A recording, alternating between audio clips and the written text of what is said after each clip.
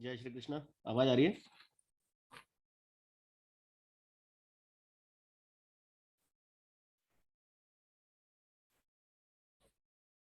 Hello, आवाज आ रही है? Good morning. बहुत बढ़िया।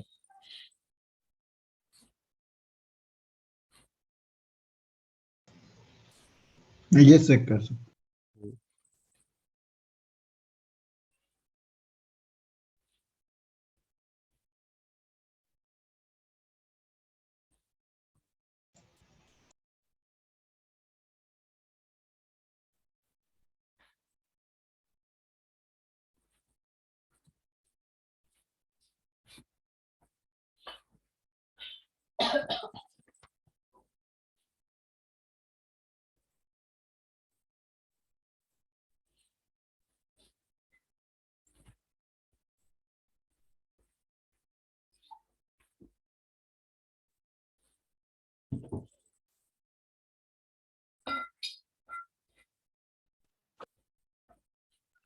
Good morning sir.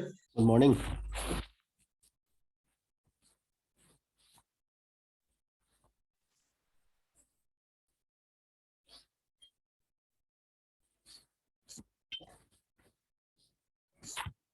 Last class में देखो क्या हुआ था। लास्ट क्लास जो है उसमें हमने पैकिंग स्टार्ट कर दिया था।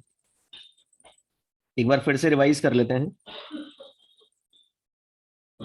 सबसे पहला तो हमने क्या बोला था कि यहां ध्यान से देखो, कॉर्नर का कंट्रीब्यूशन 1/8 होता है, फेस का कंट्रीब्यूशन 1/2 होता है, बॉडी का कंट्रीब्यूशन पूरा कंप्लीटली 1 होता है और एज का कंट्रीब्यूशन कितना होता है? 1/4। एज का कंट्रीब्यूशन है 1/4। ये क्लियर था? Yes sir. अब इसके बेसिस पर हमने क्या किया था, कुछ क्वेश्चंस को सॉल्व किया था। Effective number of atom, questions based on effective number of atoms.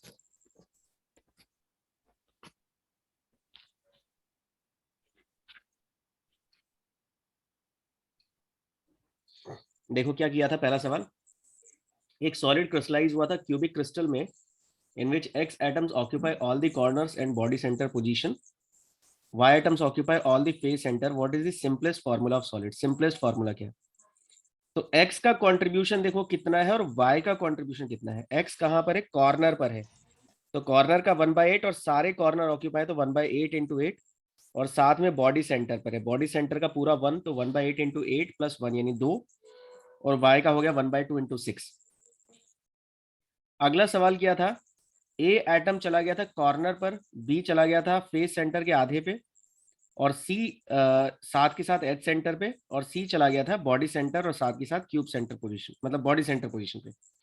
Simplest formula. तो ए कॉर्नर पे तो 1/8 इंटू 8, ए के आगे देखो लिखा हुआ है, बी गया half of the face centre, face centre का आधा। फेस सेंटर का कॉन्ट्रीब्यूशन 1/2, उसका आधा 3, 6 फेस सेंटर होते हैं, और सारी एज सेंटर पे गया। एज का कंट्रीब्यूशन 1/4 और सारी एजेस 12 होती है, तो 1/4 इंटू 12। फिर ये डायग्राम वाला सवाल, ये क्लियर हो गया था? Yes sir. फिर हमने डेंसिटी की बात करी थी। डेंसिटी क्या होता है? Mass upon volume. डेंसिटी होता है mass upon volume, mass of unit cell upon volume of unit cell. फिर ये डेंसिटी के कुछ क्वेश्चंस किए थे। डेंसिटी मास अपॉन वॉल्यूम से किया था अपन ने। फिर हमने क्लोज पैकिंग की बात करी थी। Close packing of identical solid sphere, close packing of identical solid sphere. 1D packing, 2D packing, और 2D में मैंने कहा था एरिया सोचना है। एरिया यानी इनको सर्कल सोचना है तुम्हें, इनको स्फीयर कंसीडर नहीं करना है। इनको क्या सोचना है? सर्कल। Yes sir. ठीक है, ये हो गया हमारे पास पैकिंग फ्रैक्शन। अब नेक्स्ट पैकिंग फ्रैक्शन देखो, 3D पैकिंग। नेक्स्ट लिखो,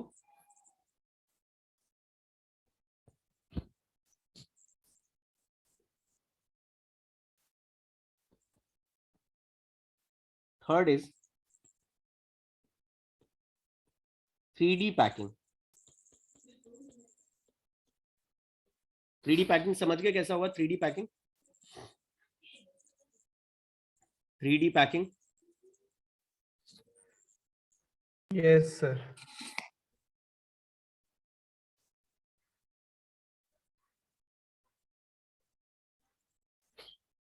सर उसमें वाई एक्सिस में भी एटम मतलब जेड एक्सिस में भी एटम होंगे ना? बिल्कुल बिल्कुल बिल्कुल वही होता है 3D पैकिंग। सर आप अपना वीडियो पिन कर दो ना, वो जब भी कोई बोल रहा है उनकी आ जा रही है वीडियो।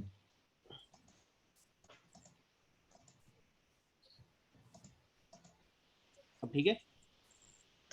हाँ सर।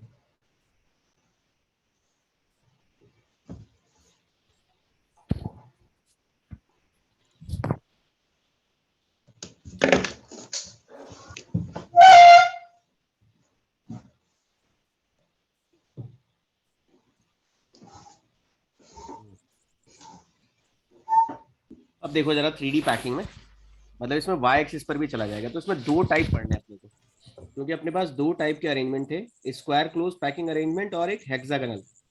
तो टाइप 1 देखो सबसे पहले इसमें।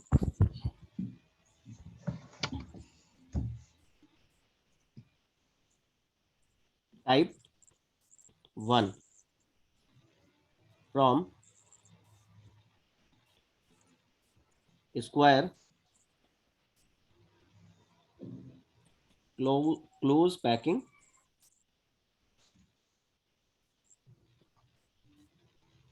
Arrangement, square close packing arrangement. अब स्क्वायर क्लोज पैकिंग अरेंजमेंट क्या है देखना, उसमें क्या होता था,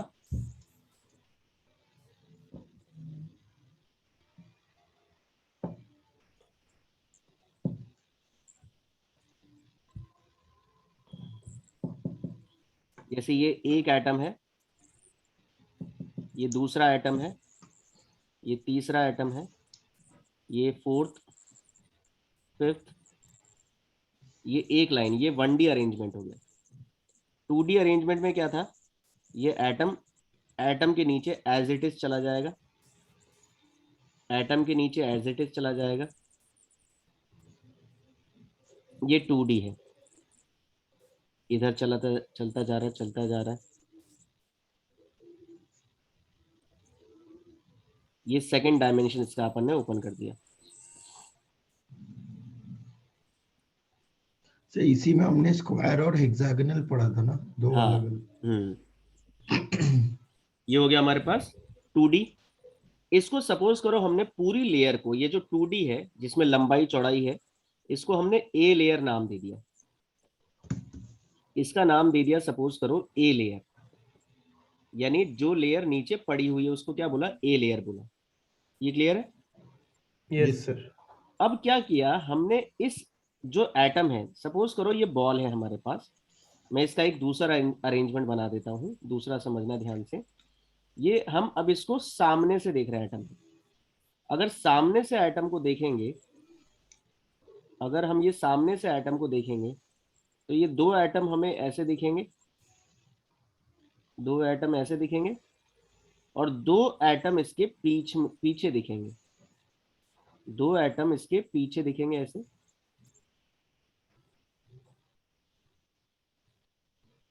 दो एटम एक यहां से दिखेगा ऐसे, और एक दिखेगा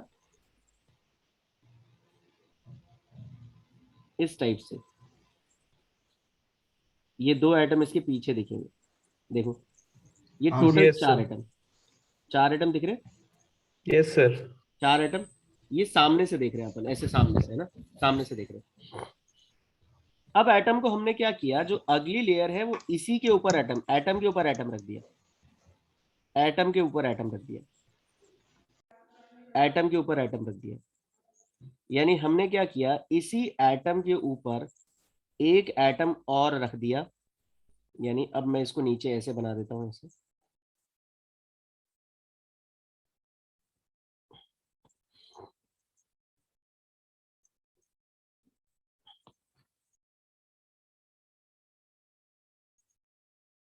एक ये, एक ये, तो सामने के चार एटम दिखेंगे और पीछे के भी एटम दिखेंगे। इस टाइप से।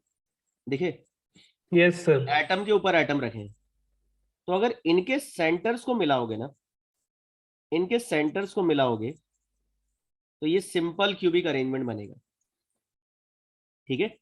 हाँ और सर। जब एटम के ऊपर एटम रखेंगे ना, तो अगर हमने इसका नाम ए लेयर रखा है ना, इसका नाम ए लेयर रखा है, और एटम के ऊपर एटम रखोगे तो वापस से वही लेयर रिपीट हो रही है। देखो यस सर। वापस से वही, तो इसको बोलते हैं ए टाइप लेयर, ए टाइप लेयर, ऐसे चलता जाएगा टाइप लेयर। और ए टाइप लेयर जो होता है उसको बोलते हैं simple cubic arrangement. Simple cubic, ध्यान से देखो कैसे होगा। जैसे हमारे पास बॉल है, तो बॉल, ये सारी की सारी बॉल एक लाइन में रखी है। जैसे ये एक बॉल हो गई, ऐसे एक बॉल, दूसरी बॉल लाइन से, तीसरी चौथी, ऐसे लाइन से रखी। बॉल के ऊपर बॉल रख दिया, बॉल के ऊपर बॉल। अगर बॉल के ऊपर बॉल रखेंगे ना तो हमारी लेयर रिपीट हो जाएगी, इसको बोलेंगे ए टाइप लेयर। और ए टाइप लेयर जो है, इसी को बोलते हैं हम सिंपल क्यूबिक अरेंजमेंट। और सिंपल क्यूबिक अरेंजमेंट में ए जो एज लेंथ है, ये यहां से यहां तक एज लेंथ, ये ए इक्वल टू 2r हो जाएगा। और r क्या होगा? So radius of atom. Radius of atom, r होगा रेडियस ऑफ एटम। ठीक है। तो हमारे पास ए लेयर बनाई हमने। ए लेयर बनाने के बाद अगर उसी उसी लेयर पर एटम हमने वापस रख दिया, तो ये हमारे पास हो गई ए टाइप की लेयर, ए टाइप की लेयर। और इसको बोलेंगे सिंपल क्यूबिक। तो सिंपल क्यूबिक अरेंजमेंट आता है स्क्वायर क्लोज पैकिंग अरेंजमेंट से। स्क्वायर, क्योंकि यहाँ देखो सेंटर सेंटर मिलाएंगे तो एक स्क्वायर बनेगा, सेंटर सेंटर मिलाएंगे तो एक स्क्वायर बनेगा। तो स्क्वायर क्लोज पैकिंग अरेंजमेंट से बनता है हमारा सिंपल क्यूबिक। अब मुझे बताओ, जब एटम के ऊपर एटम रखेंगे, यानी बॉल के ऊपर बॉल रखेंगे, तो वो ज्यादा स्टेबल होगा या कम स्टेबल होगा? मतलब वो बॉल टिकेगी क्या उसके ऊपर? नहीं सर। नहीं टिकेगी ना, उसको बोलते हैं यस। स्लिपरी। बॉल कहाँ टिकेगी ये बताओ? पीछे रखने पे। ये बीच में रखने पे ना, जो गड्ढे दिखेंगे। Yes sir. हाँ गड्ढे पे, हाँ सर। अगर बॉल के ऊपर बॉल रखेंगे तो नहीं टिकेगी। वो नहीं टिकती है। Yes sir. हाँ, तो उसको स्लिपरी लेयर्स बोलते हैं या अनस्टेबल लेयर बोलते हैं। तो अगर ये स्पेशल एक नोट लिख लेना,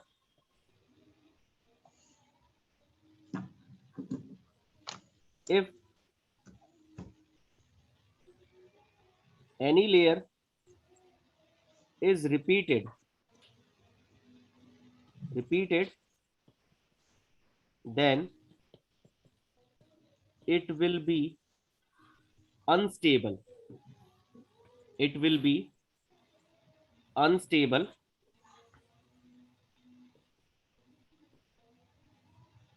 layer or a slippery layer.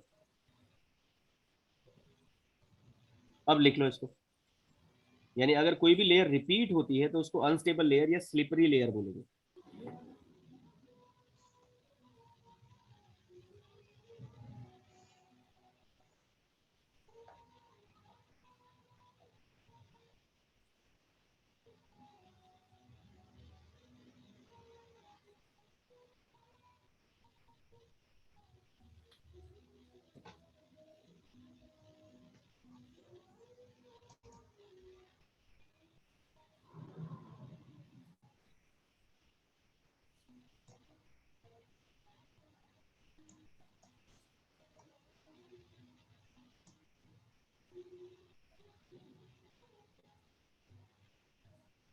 लिख लिया?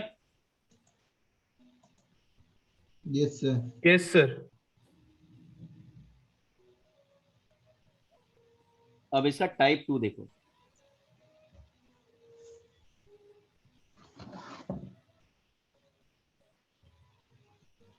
Type 2 from hexagonal arrangement of atoms, from hexagonal arrangement of atoms।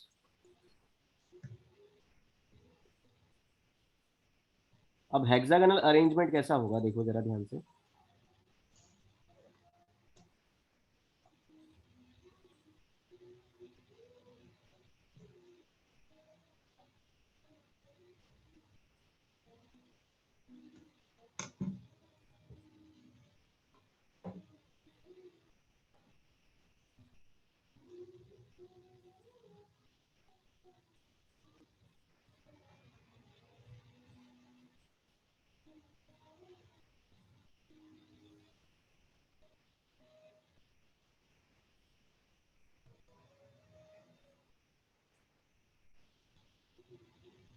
ये है एक लेयर,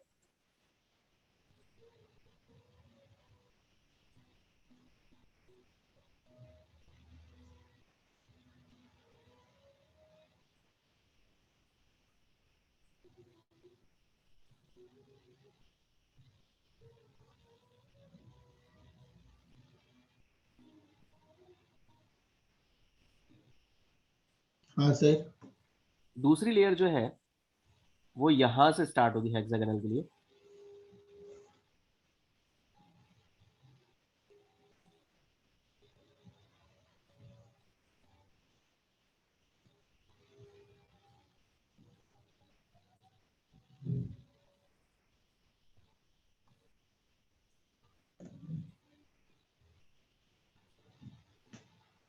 यार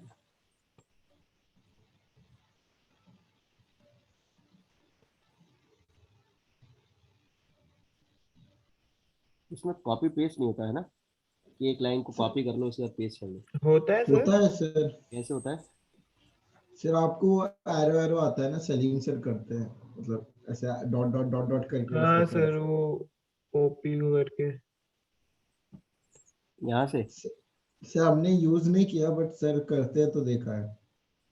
तो ऐसे करके डॉट डॉट डॉट डॉट आ जाता है, फिर वो कुछ करते हैं, पता नहीं। देखना पड़ेगा। चलो अभी तो ऐसे ही ड्रॉ कर लेता हूँ।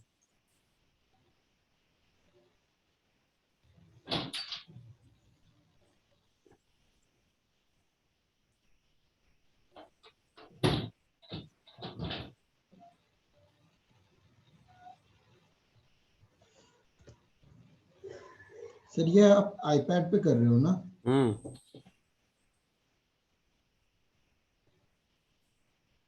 सलीम सर भी तो आईपैड पे पढ़ाते होंगे ना? हाँ हाँ हाँ, सर। सभी टीचर्स आईपैड पे ही पढ़ाते हैं, बस पीजी सर को छोड़ के। पीजी सर किसको पढ़ाते हैं? उनका तो बोर्ड पूरा पे। सर वो सर, वो मतलब कैमरा लगा के। Yes sir. अरे उन्होंने घर पे ऐसा बना रखा है ना पूरा सिस्टम। हाँ हाँ सर। सर।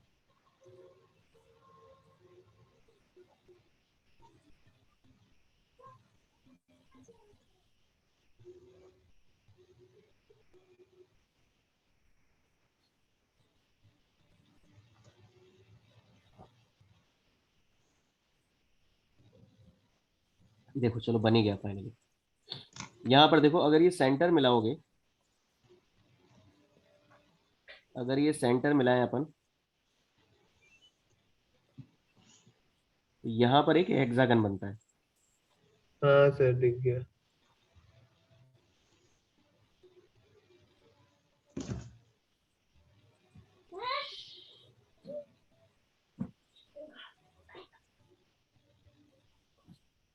दिखा हेक्सागन? Yes sir. ठीक है, बहुत ही घटिया सा हेक्सागन बनाया नहीं ठीक है सर। है। सर आज बहुत बच्चे आ गए। अरे कितने? अब देखो ये हेक्सागन बन गया अपने पास। अब जरा इस पर बीच वाले एटम पर फोकस करो, बीच वाले एटम पर, ये बीच वाले एटम पर फोकस करो, है ना, ये बीच वाला, सिर्फ इस पर फोकस करना है, इस पर ध्यान देना, सिर्फ सिर्फ इस पर ध्यान देना। ठीक है, इसके यस चारों सर। तरफ तुम्हें देखो 6 गड्ढे दिख रहे होंगे। स्टेबल लेयर बनानी है। एक ये वाला गड्ढा दिख रहा होगा, एक ये वाला दिख रहा होगा, एक ये दिख रहा होगा,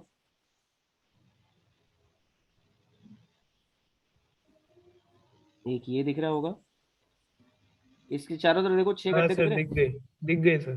दिखे? कौन कौन से दिखे? इसको और बड़ा कर देता हूँ मैं, देखो जरा। हाँ सर, स्टार शेप का। ये एक गड्ढा दिखा, ये हाँ सर। एक ये गैप दिखा होगा, एक ये गैप दिखा होगा, एक ये गैप दिखा होगा।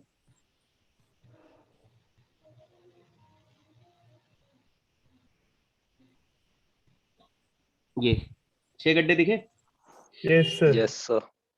अब ये 6 में बॉल को कैसे रख सकते हैं बताओ, स्टेबल बनानी है लिए, सर गड्ढों में रख दो।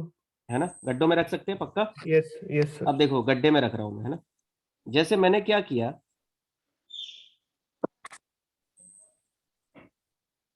अगर मैंने इस गड्ढे को पिक किया, सपोज करो ये मैंने लिया यहाँ पे, है ना,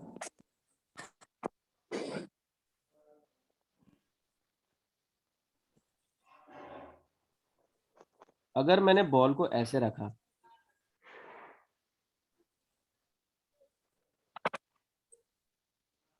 देखो जरा ध्यान से, ये रखा बॉल को, अगली बॉल इस गड्ढे में रख दी मैंने, अगली बॉल कहाँ रख पाऊंगा, क्या उसके बगल वाले गड्ढे में रख पाऊंगा क्या, नो सर, नहीं सर। तो कहाँ रख पाऊंगा, साइड में जो मतलब पीछे ऑल्टरनेट ये वाली जो है, ऑल्टरनेट वाली, हाँ सर।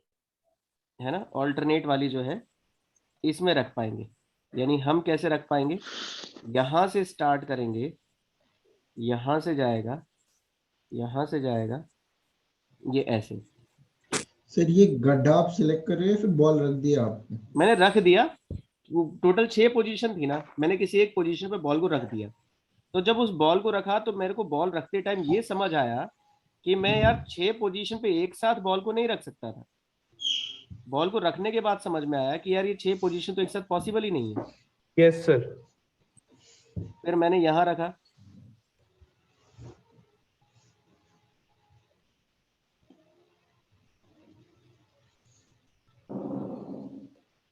जैसे ये रखा, देखो तो 6 में से केवल 3 जगह ही मैं एटम को रख सकता हूँ, 6 में से देखो 3 जगह दिखा, यस सर, यानी 3 ऑल्टरनेट जगह पर ही मैं एटम को रख सकता हूँ, 3 ऑल्टरनेट जगह, यानी मेरे पास ऑप्शंस कितने अवेलेबल हैं, ऑप्शंस 3। अवेलेबल हैं 6, 6 है ना, तो रख टोटल सकते 3।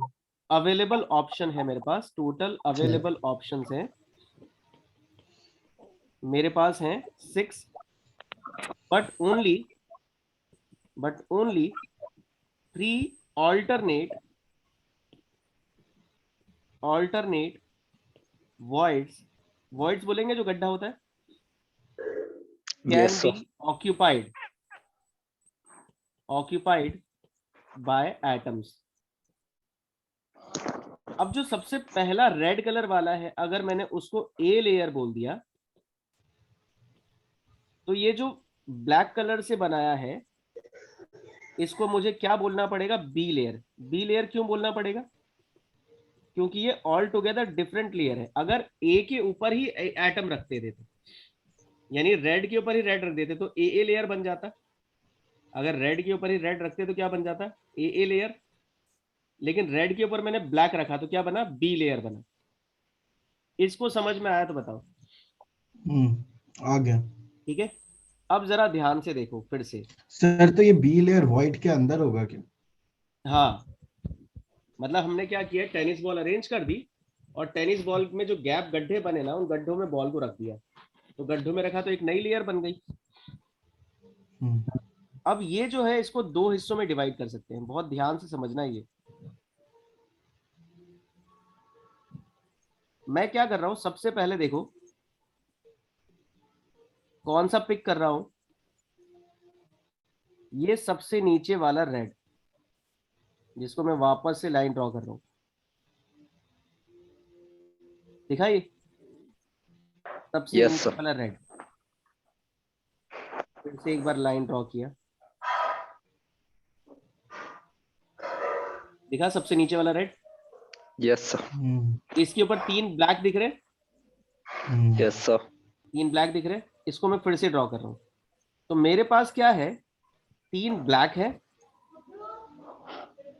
एक दूसरा, आवाज आ रहा है। किसी का माइक ऑन है, घर से आ रहा है, उसकी मम्मी की आवाज आ रही है। ये 3 दिखे ब्लैक, और इस पर हमारे पास एक रेड है।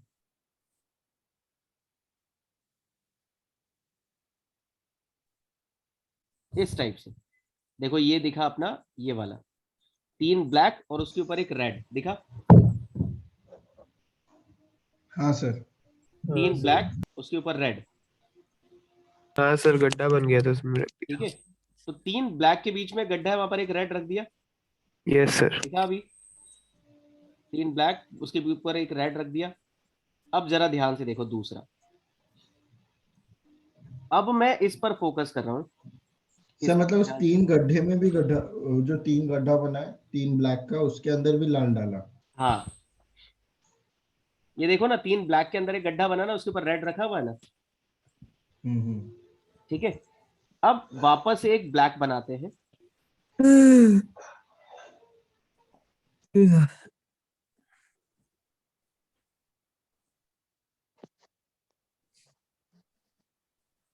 ओ यार ये हमेशा ओवल बन रहा है।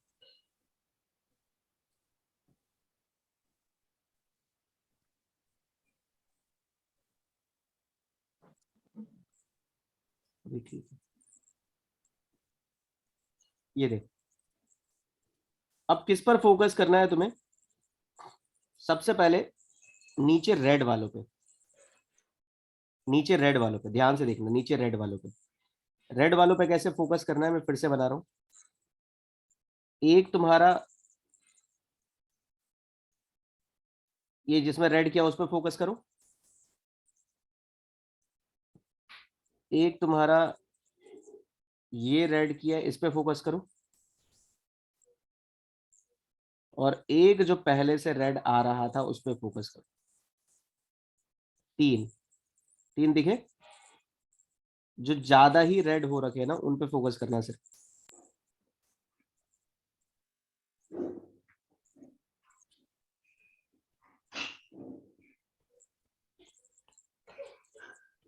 केवल तीन एटम देखना, रेड वाले, तीन दिख रहे हैं रेड वाले।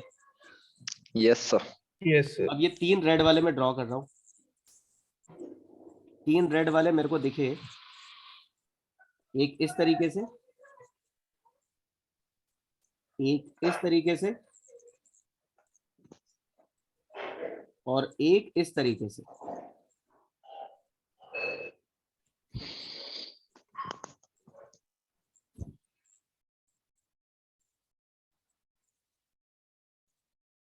ये तीन रेड दिखे। अब इस तीन रेड के ऊपर, ये तीन रेड दिखे देखो ऐसे, तीन रेड दिख रहे हैं। Yes sir. अब तीन रेड के ऊपर तुम्हें तीन ब्लैक भी दिखेंगे, अब सिर्फ ब्लैक पर फोकस करो।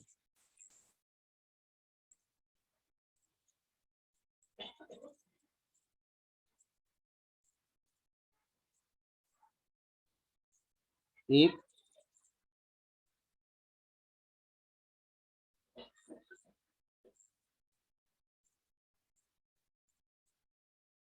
ये दूसरा,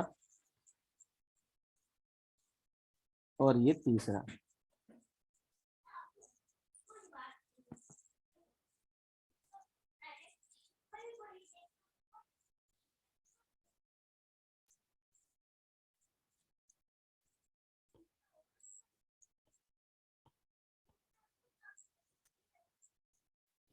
ये तीन दिखे ब्लैक, यस सर। ये तीन ब्लैक। अब सिर्फ तीन ब्लैक पर फोकस करना। मैं बना रहा हूं रेड के ऊपर,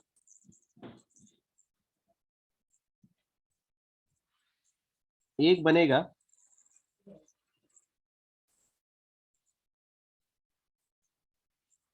इस टाइप से, एक बनेगा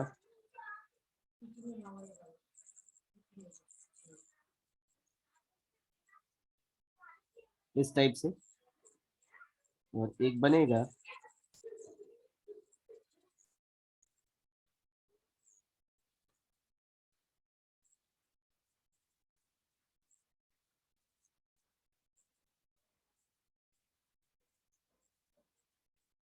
इस टाइप से। अब देखो जरा ध्यान से, यहाँ केवल इस पर फोकस करो। तीन रेड नीचे, तीन ब्लैक ऊपर, दिखे तो ही हाँ करना। हाँ सर दिख रहा है। दिख गया? हाँ सर, ठीक है। अब जरा ध्यान से देखो, तीन रेड नीचे और तीन ब्लैक ऊपर दिख रहे हैं। अब इसमें अगर मैंने पेन को इंसर्ट किया तो पेन किसी से टकराएगा या सीधे आर पार हो जाएगा? बॉल सोचो, 3 बॉल नीचे 3 बॉल ऊपर ऐसे रखी हुई है, यानी इस पर आ जाओ, ये है। इसमें जो गैप है, गड्ढा है, अगर इसमें कोई बॉल रखेंगे मतलब पेन रखेंगे तो आर पार हो जाएगा या टकराएगा किसी से? आर पार हो आर सकता हो है, जाएगा, आर पार हो जाएगा। लेकिन यहाँ अगर करेंगे तो यहाँ टकरा पे क्यों हो जाएगा जाए? सर। अच्छा नहीं नहीं सर, नहीं टकरा, नहीं, टकरा यहाँ तो जाएगा, नीचे एक टकरा आइटम है जाएगा। ना रेड गड्ढा वाला, है। Yes sir. हाँ हाँ हाँ, नहीं टकरा जाएगा। यहाँ तो टकरा जाएगा। ठीक है, यस। तो हमारे पास इस तरीके से 2 टाइप के वॉइड्स बनते हैं इसमें, यानी 6 में से 2 टाइप के वॉइड बनेंगे इसमें। एक उस टाइप का गड्ढा बनेगा जिसमें पेन आर पार हो जाएगा, और एक उस टाइप का गड्ढा बनेगा जिसमें पेन नीचे टकरा जाएगा।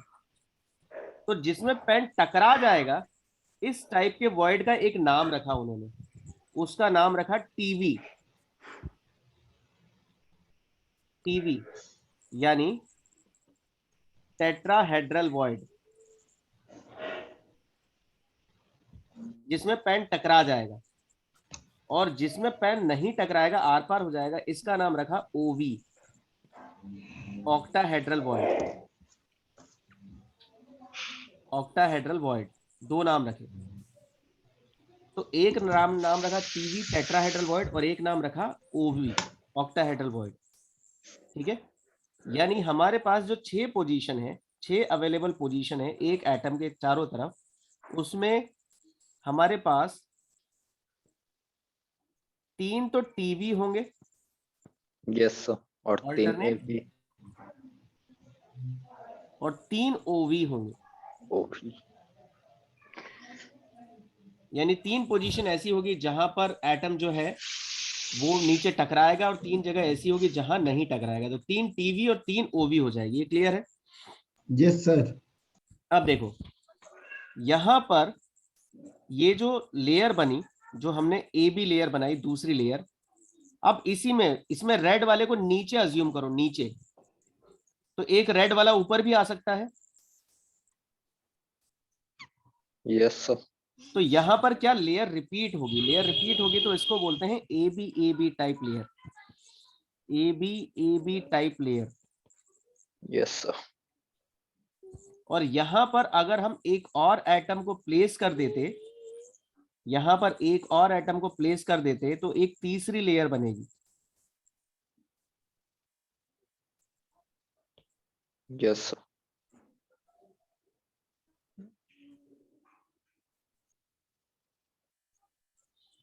ये तीसरी लेयर बनेगी, जो बीच का गड्ढा ना जहां पेन आर पार हो रहा है वहां रखेंगे, तो एक तीसरी लेयर बनेगी। इसको बोलते हैं एबीसी लेयर।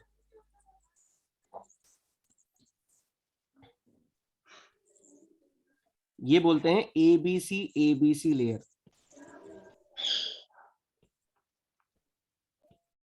एबीसी लेयर जो होता है ना, यही एफसीसी होता है, एफसीसी, या इसका एक नाम और है CCP, cubic close packing. FCC यानी face centred cubic, face centred cubic, या इसका एक नाम और है क्यूबिक क्लोज पैक। दोनों का एक ही मतलब है, क्यूबिक क्लोज पैकिंग, दोनों का एक ही मतलब है, क्यूबिक क्लोज पैकिंग या फेस सेंटर्ड क्यूबिक। और जो ए बी टाइप लेयर बनती है, इससे बनता है हेक्सागोनल क्लोज पैकिंग, HCP।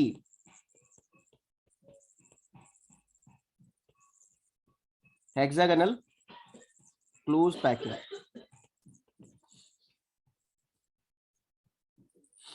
तो हमारे पास जब हम हेक्सागोनल अरेंजमेंट करते हैं एटम्स का, तो हमारे पास 2 टाइप की सिचुएशन बनती है, क्योंकि टोटल एक एटम के सराउंडिंग 6 पोजीशन है।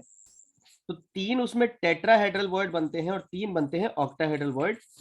तो 3 टीवी से हमारे पास एबी टाइप अरेंजमेंट बनता है, और 3 ओवी से हमारे पास एबीसी टाइप अरेंजमेंट बनता है, जिसमें आर पार हो रहा है। तो एबीसी टाइप होगा तो उसको बोलते हैं एफसीसी या सीसीपी अरेंजमेंट, और अगर एबी टाइप है तो उसको बोलते हैं हम HCP या hexagonal close packing arrangement, hexagonal close packing arrangement.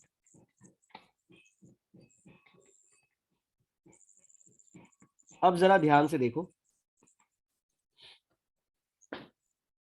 Case 1 पढ़ते हैं अपन। Case 1,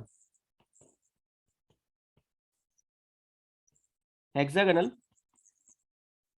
close packing of atoms, यानी हम पढ़ना चाह रहे हैं ए बी टाइप लेयर। एक बार फिर से समझते हैं, उसमें थोड़ा कम समझ में आया होगा। देखो, हमें एटम्स का अरेंजमेंट कैसे करना है, ध्यान से समझना। सबसे पहले हमने क्या किया, एटम्स का एक लेयर बनाया हेक्सागोनल पैकिंग में। एक एटम, दूसरा एटम उसी के लाइन में, तीसरा एटम उसी के लाइन में, फिर एक एटम,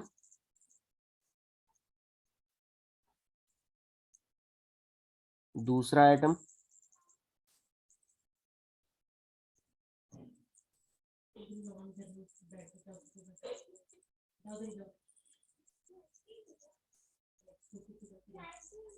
देखो यहां पर अगर इनके सेंटर को मिलाओगे तो एक हेक्सागन बनेगा।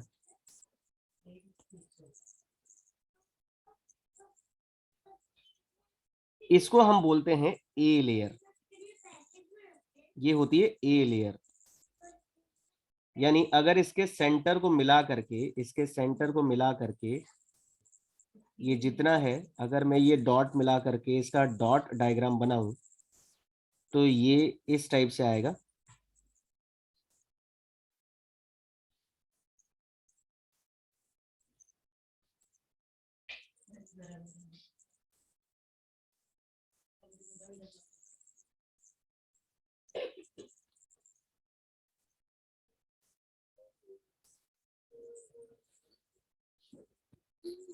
यहां पर अगर ये सेंटर वाला एटम ले लें,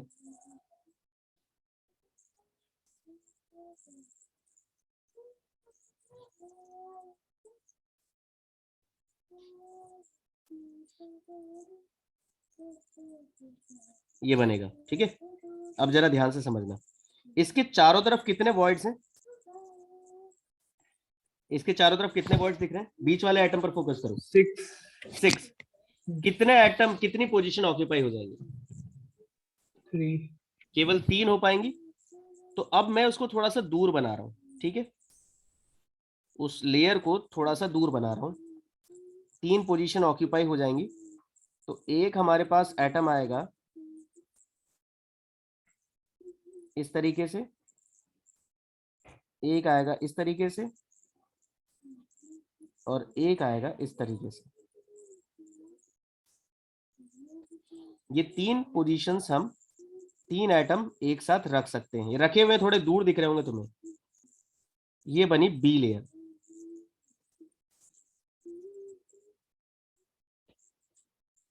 और ये जो है एक ट्रायंगल बनाएंगे,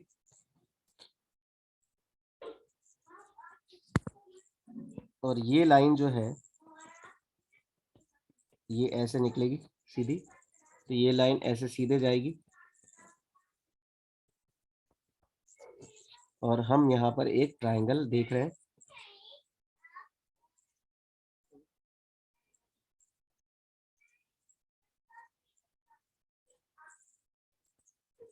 एक ट्रायंगल देख रहे हैं यहाँ पे। देखो 3 एटम दिखेंगे तुम्हें यहाँ पे। देखो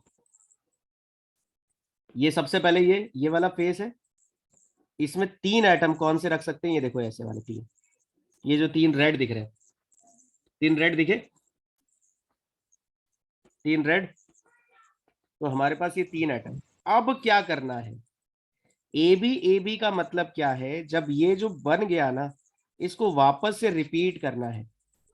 वापस से रिपीट करना है मतलब ये जो है, अब ध्यान से देखो, ये 3 एटम पर फोकस करो, बी लेयर की 3 एटम, बी लेयर के 3 एटम पे फोकस करो। इसके बीच में गड्ढा दिख रहा है क्या? Yes sir. इस गड्ढे के ऊपर एटम रख सकते हैं क्या? Yes sir. नीचे तो ऑलरेडी है, देखो इस गड्ढे के नीचे एटम दिख रहा है क्या? हाँ सर। कौन सा वाला? ये वाला। बीच वाला एटम इस गड्ढे के नीचे है बिल्कुल। अगर इस गड्ढे के ऊपर एटम रख देंगे तो क्या नीचे वाली लेयर रिपीट होगी क्या? हाँ सर, यानी हमारे पास ये सेम टू सेम हम क्या कर रहे हैं, उस लेयर को रिपीट कर रहे हैं।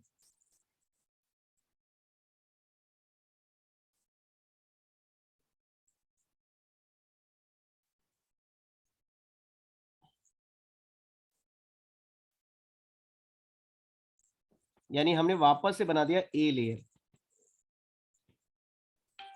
यानी हमने वापस से बना दिया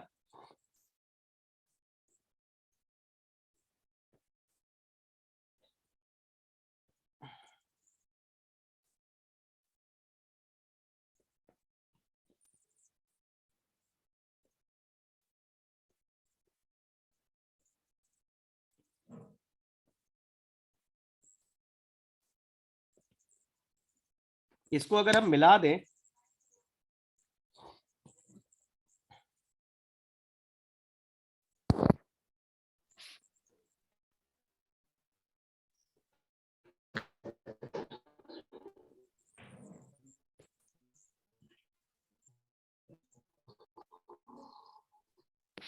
अगर ये सारे सेंटर मिला दें तो देखो एक हेक्सागन बनता है।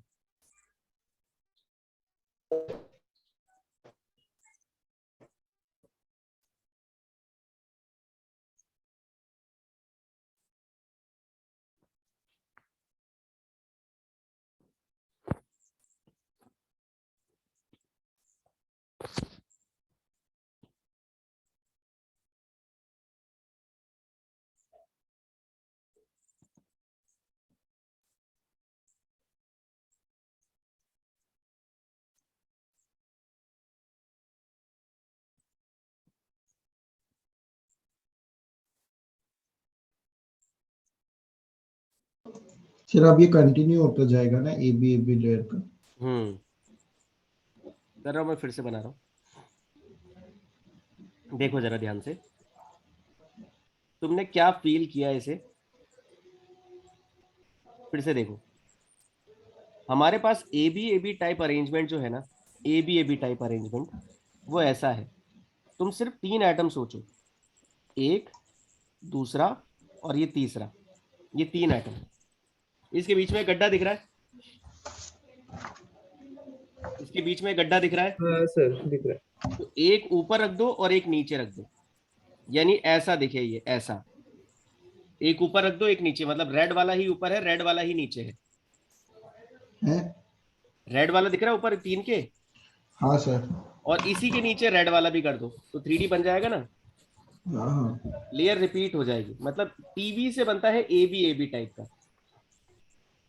यानी टीवी पर रखोगे ना टेट्राहेड्रल वॉइड पर, तो ए बी टाइप रिपीट हो जाएगा। लेकिन अगर इसमें रखोगे जहां पेन आर पार हो रहा है, तो एक तीसरी लेयर बनेगी, ये बनता है एबीसी टाइप लेयर। तो अभी तो सिर्फ इस पर ए बी पर फोकस करो। म्यूट कर लो भाई सब।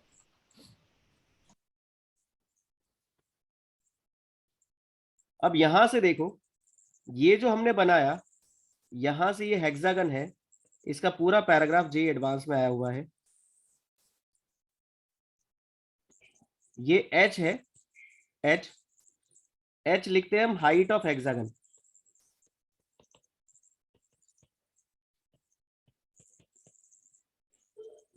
तो यहां से लेकर यहां तक का डिस्टेंस ये h/2 होगा, ये h/2 होगा। ये जो Yes, h/2 sir. है, ये है distance between consecutive layer, distance between consecutive layer, ये है h/2।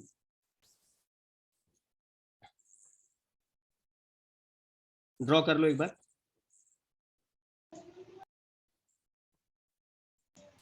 हाँ सर, पिछला पुराना वाला भी नहीं किया अभी तो ब्रो। कर लो।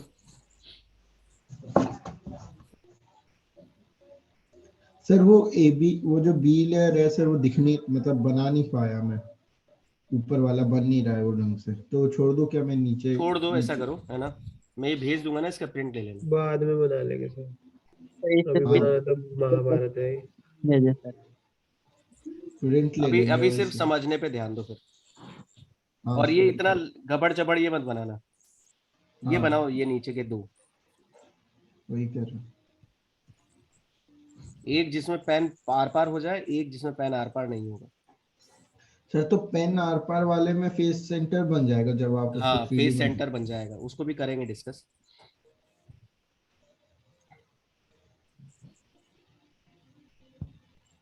अब देखो इसमें सबसे पहला काम क्या करना है, हाइट ऑफ हेक्सागन पता करना है, जो जेई ने पूछा था। तो अपन वही करते हैं, h/2 से स्टार्ट करते हैं। तो पहला पार्ट इसका,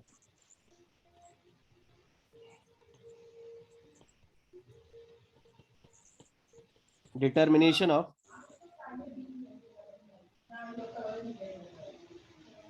माइक बंद कर लो भाई।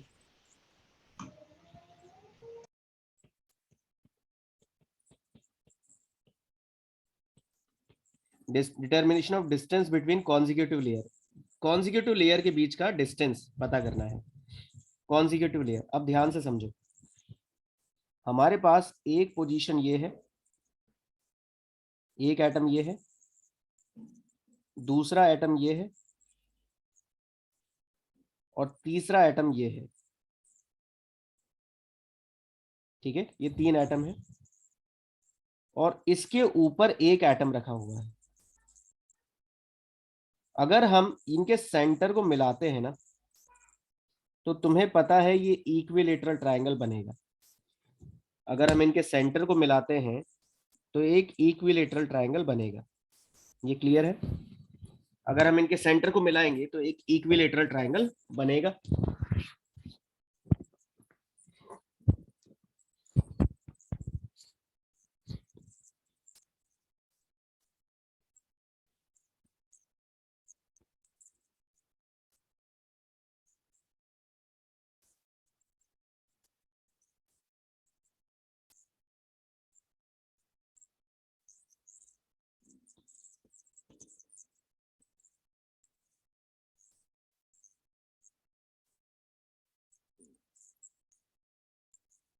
और ये तीसरा, अगर इनके सेंटर को मिलाते हैं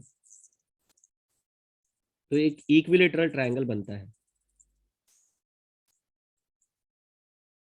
इसमें किसी को डाउट? No sir. अगर इनके सेंटर को मिलाएंगे तो बनेगा एक इक्विलेटरल ट्रायंगल। ठीक है, अब जो दूसरा एटम है वो कहाँ रखा है? इसके बीच में। जो एटम है वो इसके बीच में रखा हुआ है।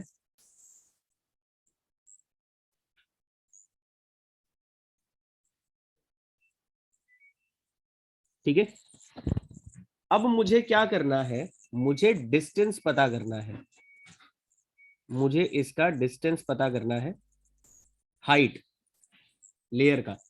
अब जरा ध्यान से देखो, यहां सबसे नीचे ब्लैक पर फोकस करो, सबसे नीचे ब्लैक पर, सबसे नीचे ब्लैक पर फोकस करो। एक परपेंडिकुलर ड्रॉ किया और यहां से लेकर यहां तक का डिस्टेंस लिया।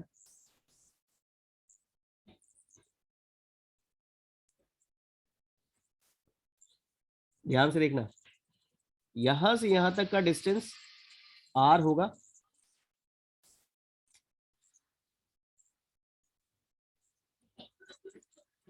ये r होगा डिस्टेंस। r कैसे होगा? सर क्योंकि वो एटॉमिक रेडियस। हाँ atomic radius.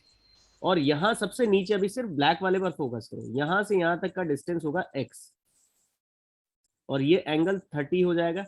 Perfect angle bisector है ये। तो x ये निकालना इन 30 टर्म्स ऑफ r। 30 कैसे होगा? अच्छा वो इक्विलेटरल इक्विलेटरल ट्रायंगल है। ट्रायंगल था ना, तो ये 30 हो गया, एंगल बाइसेक्टर हो गया ये। अब हमारे पास x निकालना है, x निकालना है। तो cos 30 क्या होता है? r बाई cos x 30 होगा। r Base by x base upon hypotenuse, yes sir. r यानी by r x। Upon x। cos 30 कितना होता है? √3/2। हाँ सर, हाँ सर, हाँ सर। तो x कितना हो गया? 2 2r r by by root 3। √3। अभी हम सिर्फ कहां पर है? 2D में सोच रहे हैं, सिर्फ ब्लैक पर, सिर्फ ब्लैक पर सोच रहे हैं। यानी अभी हम कहां पर हैं, ध्यान से देखो। अभी हमने बनाया एक ट्रायंगल, अभी हमने बनाया एक ट्रायंगल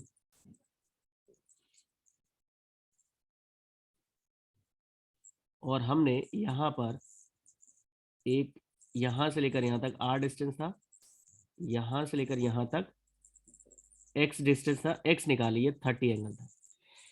लेकिन हमें कहां जाना है, हाइट निकालना है। हाइट कहां आएगा, यहां से यहां तक। एटम तो ऊपर जाएगा ना, और ये डिस्टेंस। अब सोचो जरा ध्यान से, ये दिख रहा है 3D में, ये ऊपर गया है।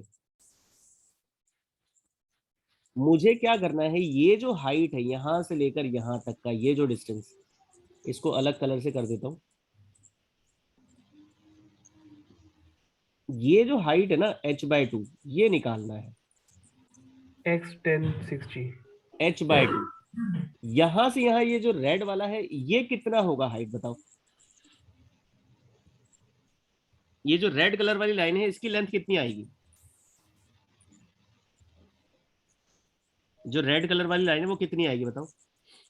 उसकी हाइट नहीं, लेंथ कितनी आएगी रेड कलर वाली।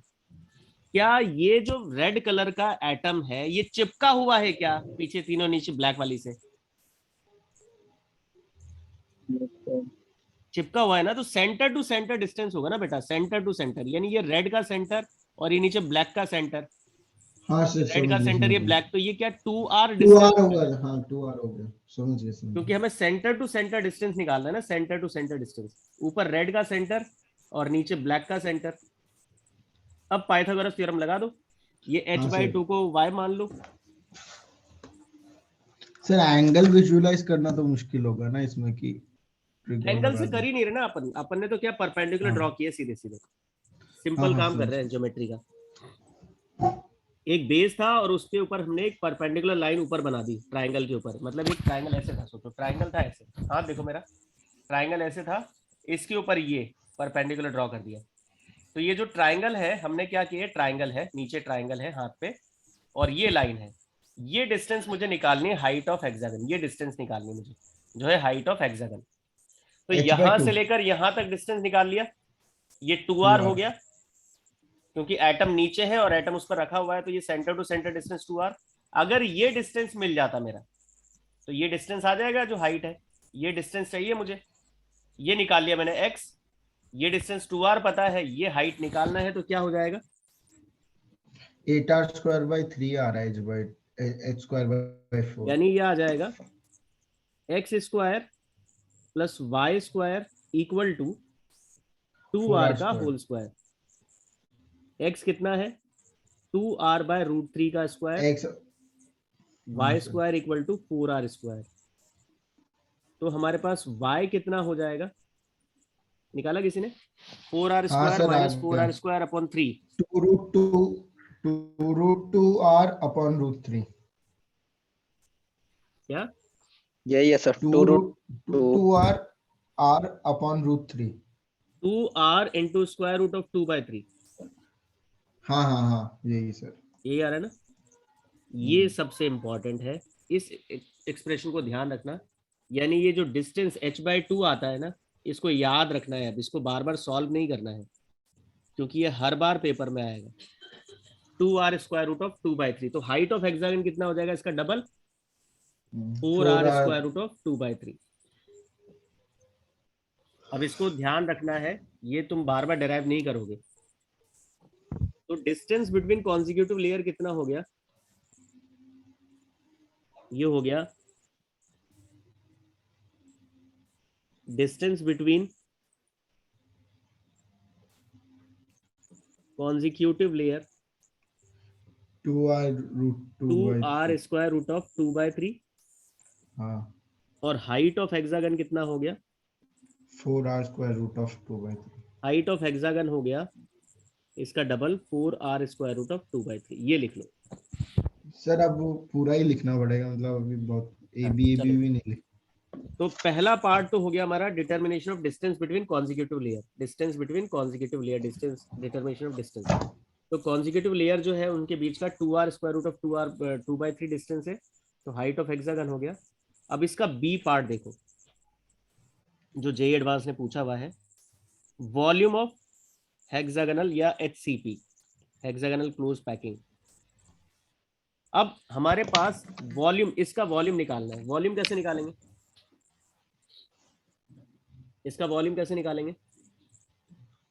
Base area into height. बिल्कुल सही है। तो वॉल्यूम हो जाएगा हमेशा बेस एरिया इनटू हाइट होता है, और हाइट तो निकाल ही चुके हैं अभी। बेस एरिया कितना होगा देखो, हेक्सागन है हमारे पास, हाँ base sir, area base area 2 यहां से सेकंड यहां सर। तक का डिस्टेंस ए है। हाँ सर कर रहे हैं। इक्विलेटरल ट्रायंगल का एरिया इंटू 6। बहुत बढ़िया। तो इक्विलेटरल ट्रायंगल का एरिया कितना होता है? Root three root by 3/4 two root 4 a square. 3/4 a. बहुत ही बढ़िया है, इंटेलिजेंट बच्चे हो सारे के सारे। तो √3/4 a² ये तुम्हारा इक्विलेटरल ट्रायंगल का एरिया है, और इसे 6 इक्विलेटरल ट्रायंगल बनेंगे। हाँ सर। 6 बनेंगे। अगर हम इसको ऐसे बांट दे तो 6 इक्विलेटरल ट्रायंगल बनेंगे। तो yes 6 sir. Into √3/4 a² into height, height कितना है? 4r हाइट है sir square root 4 of r two root by three. Root 2 by root और 3। a बराबर 2r होगा, क्योंकि ये नीचे दोनों एटम कांटेक्ट में है। यहाँ से देखो ना a, तो यहाँ से a बराबर क्या हो जाएगा? 2r।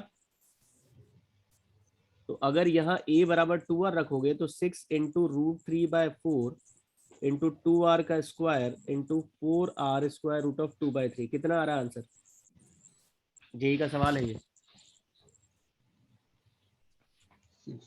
24√2r root 2 cube. r cube. देखो सही आ यस रहा है सर। क्या? Yes sir. 24√2r cube. ये समझ में हाँ आया? सर यही आएगा। अब तीसरा देखो, तीसरा उन्होंने क्या पूछा जेई ने, सर ये हम इफेक्टिव लोग नंबर सॉल्व ऑफ, करें क्या? ये क्या? हम सॉल्व करें, ये हम ट्राई करें। Effective number of atoms in a unit cell. Sir तो वो वाला फॉर्म, अच्छा अब वापस से आ जाओ इस स्ट्रक्चर पे। सबसे पहले यहां पर एटम देखो कहाँ कहाँ है। एक एटम की पोजीशन यहाँ है, कोऑर्डिनेट्स पर यहाँ है, एग्जैक्टली। यहाँ है, यहाँ है, ये। उसके बाद इसमें भी एटम की पोजीशन यहाँ, यहाँ 7 और ये बीच में। 14। ठीक है, ये है हमारे पास एटम्स की पोजीशन। अब सबसे पहले ये बीच वाला एटम बताओ, बीच वाला ये कितने ऐसे बीच वाला HCP तो से 1, शेयर्ड है? किसी से 1 होगा ना सर इसका तो इसके नीचे भी तो होगा ऐसा ही। अच्छा हाँ, फेस है ना, फेस एटम। तो 1/2 हो जाएगा ना। फेस एटम का कितना हो जाएगा? ये फेस एटम है ना, 1/2 1/2। तो फेस एटम यहां पर हो जाएगा इसका 1/2। से इसके नीचे भी है, मतलब समझ नहीं आया। एक ही यूनिट सेल थोड़ी होगा, 3D है ना, इसके नीचे और भी बनेंगे, बना रहा हूं मैं। नहीं नहीं सर, ए बी है ना, तो एक ए बी मिनट, तो एक हमने कर मिनट, दिया। एक मिनट, एक ही यूनिट सेल थोड़ी। जैसे अपन ने वहां क्यूब में बनाया था ना, 4 ब्लॉक नीचे 4 ब्लॉक ऊपर। अच्छा हाँ, ओके ओके समझ गया सर। 3D है ना, हाँ ऐसे पूरा बनेगा ना। स्ट्रक्चर में यूनिट सेल का कितना होगा, हाँ, हाँ। तो ये हाँ। हम सिर्फ एक यूनिट सेल क्यों सोच रहे हैं, अपन और बना लेते हैं।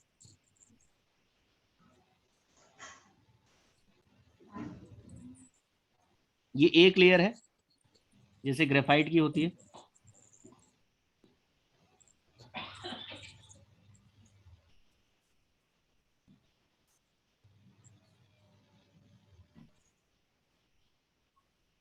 से इस चैप्टर से डायग्राम बेस्ड क्वेश्चन ज्यादा आते हैं क्या?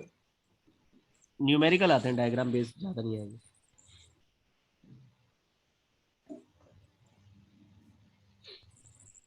सर तो 1/2 इंटू 2 और बाकी 12 इंटू 1/8।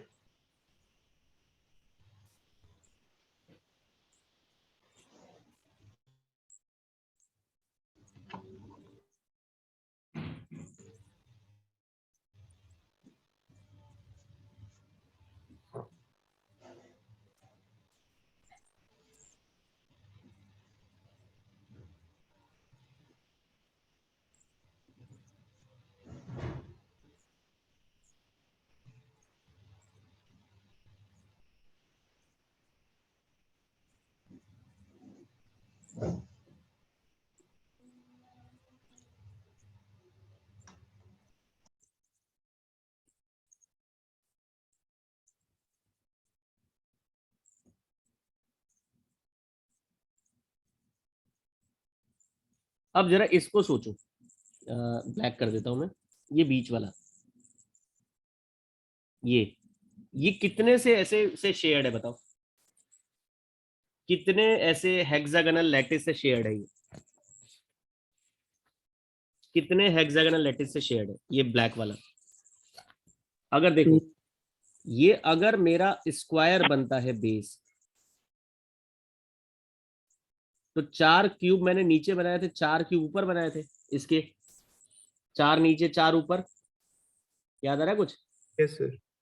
अगर मेरे पास ऐसा है बेस, बेस है मेरे पास इस टाइप का,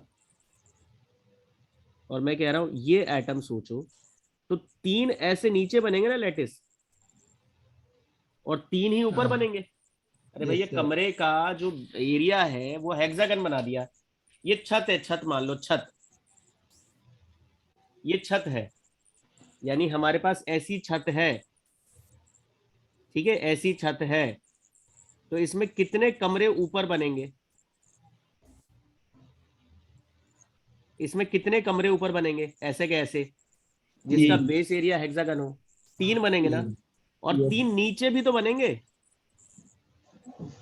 यस ये सर। जो छत है इसका ये एटम कितनों के साथ शेयर्ड है? 9 से सर। 6 नहीं अबे 9। 9 कैसे हो गए? 3 से शेयर है ना। 3 ऊपर 3 नीचे, छत कॉमन होगी ना, छत कॉमन, 3 कमरे ऊपर 3 कमरे नीचे, अच्छा हाँ, तो 6 से शेयर है ना। 6 से सर। 6 दिखे सबको? अबे सबको यस दिखना सर। चाहिए 6। यस सर यस भैया छत है, छत, छत 2D होती है, मतलब ऐसा स्लाइस कर दो, स्लाइस, 3 ऊपर 3 नीचे, 3 ऊपर, तो ये जो एटम है ना ये 6 से शेयर्ड है, यानी ये जो एटम है, ध्यान से देखो,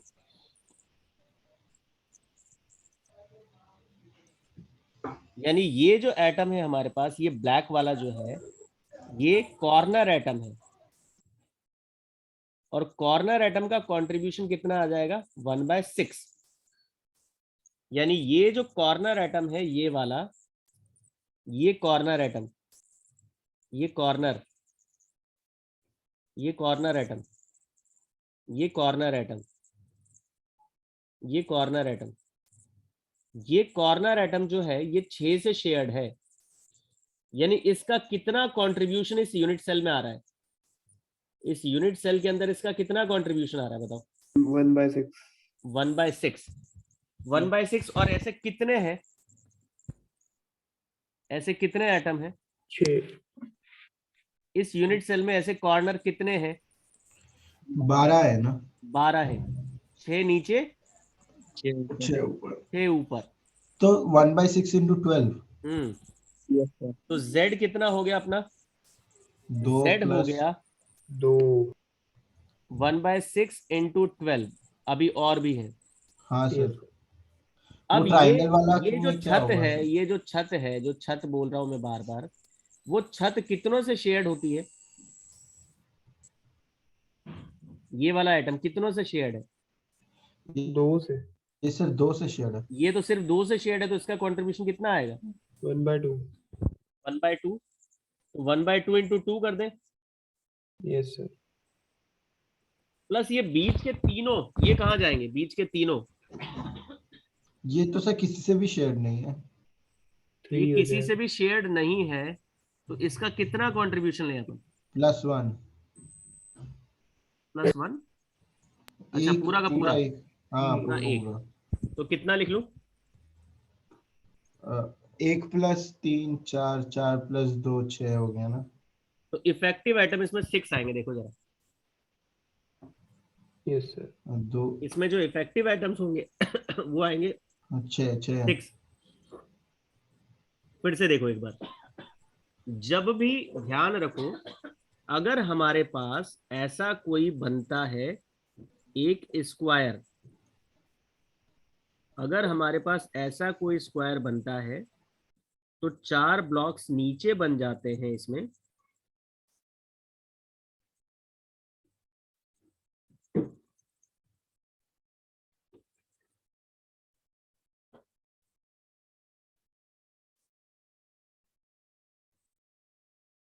और ऐसे ही 4 ब्लॉक ऊपर बन जाते हैं।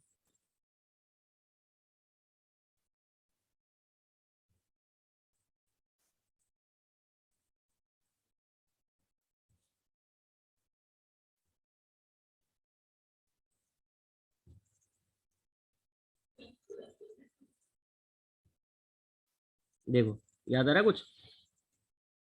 4 ब्लॉक नीचे 4 ब्लॉक ऊपर।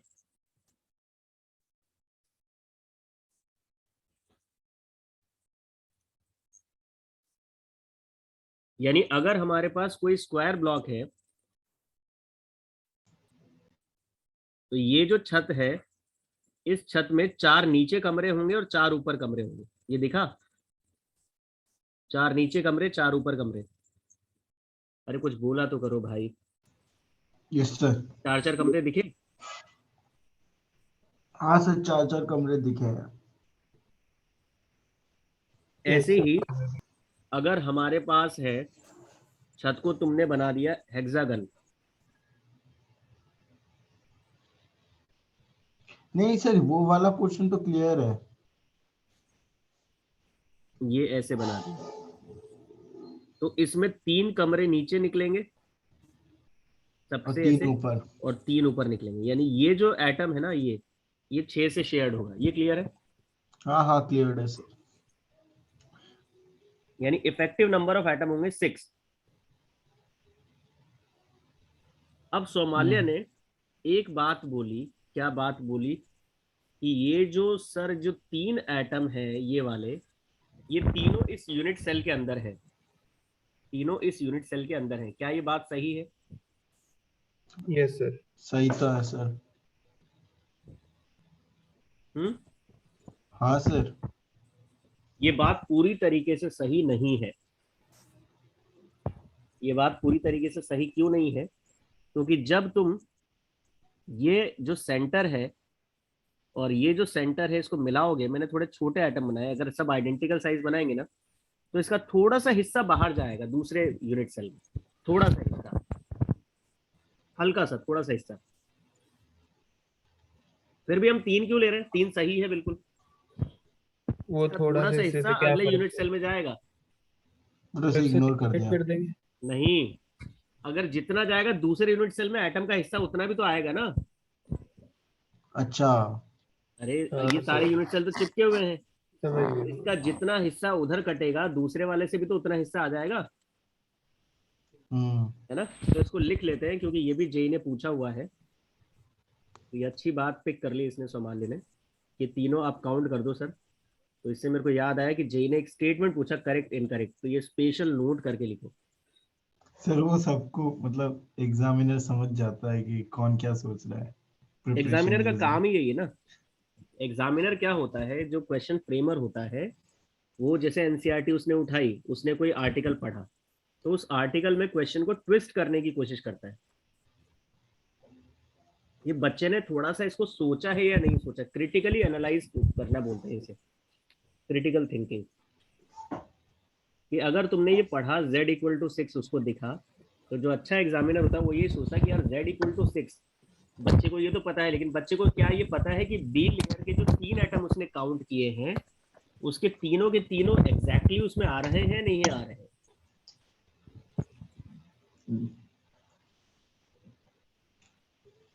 all the three atoms all the 3 atoms of layer B are not fully present in the unit cell. Unit cell में वो फुली प्रेजेंट नहीं है। However, z = 3 is considered for such atoms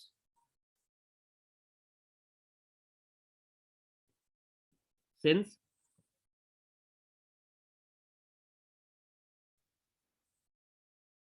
atoms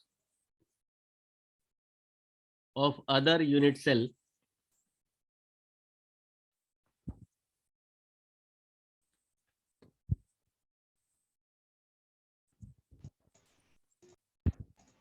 compensate the deficiency। उस deficiency को क्या करते हैं, compensate कर देते हैं दूसरे यूनिट सेल के जो एटम होते हैं। ओके तो हमारे पास पहला तो हो गया वॉल्यूम, नहीं सॉरी, पहला हो गया डिस्टेंस बिटवीन कॉन्जिक्यूटिव लेयर, दूसरा हो गया वॉल्यूम, तीसरा हो गया इफेक्टिव नंबर ऑफ एटम। अब चौथा देखो पैकिंग फ्रैक्शन लिखते हैं इसका।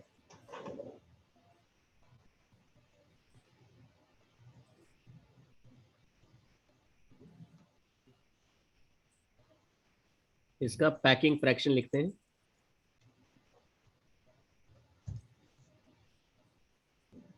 पैकिंग फ्रैक्शन क्या होता है? Volume volume occupied by By- atoms हाँ sir divide by volume of unit cell. Sir volume of unit से तो पहले ही निकाल लिया हमने। कितना था? 24√2 r³ हाँ सर 24√2 24√2 r³ और वॉल्यूम कितने एटम है? 6 6 × 4/3 पाई r³। 6 एटम है ना effectively. Atom contribution r cube. हाँ क्या? सर क्या सर तो atom ये है? एक तरीके से हमने हेक्सागोनल का पूरा, हाँ 6 है ना 6 एटम है। हाँ 6, सर तो कितना आएगा ये? सॉल्व करो जरा इसे। 8 मतलब सर ये आ गया 5/3√2 आ रहा है। 5/3√2।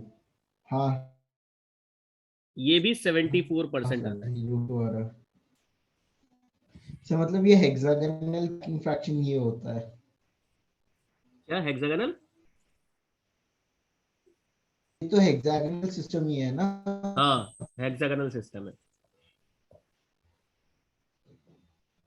सर ये तो कोर्स में नहीं था ना, ये क्यूबिक तक ही था नहीं नहीं अपने नहीं नहीं में। नहीं, वो हेक्सागोनल अलग है।